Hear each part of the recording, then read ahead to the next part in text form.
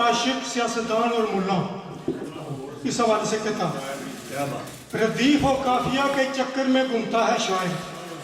रदीफ और काफिया के चक्कर में घूमता है शायर, आशिक की निगाहों में हुस्न का जलवा होता है, आशिक की निगाहों में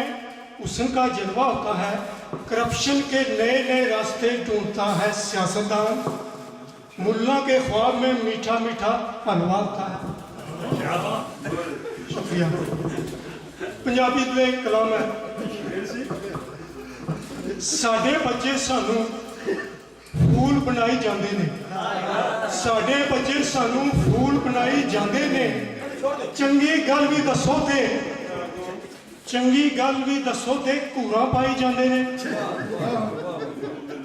विआह होवे या मातम इन्ना कोई फर्क नहीं पैंदा, विआह होवे या मातम इन्ना कोई फर्क नहीं पैंदा, मातम दे घर बैठे हुए भी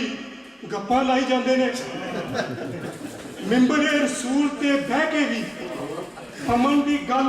नहीं करते हो, मिंबरे रसूल ते बह के भी अमन की गल नहीं करते हो, दो दो ईदां दे झगड़े च मुल्ला फसाई जाते ने,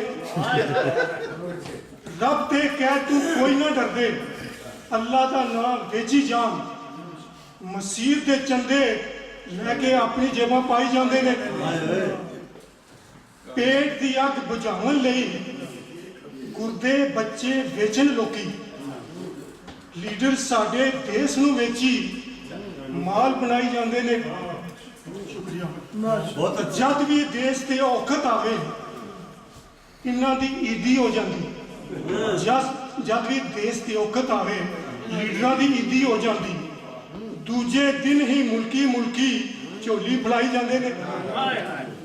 आखिरी शेर, आटा गैस ना मिलता चुकता ही ना ही पानी बिजली, मुल्की कर्जे लै लै के लीडर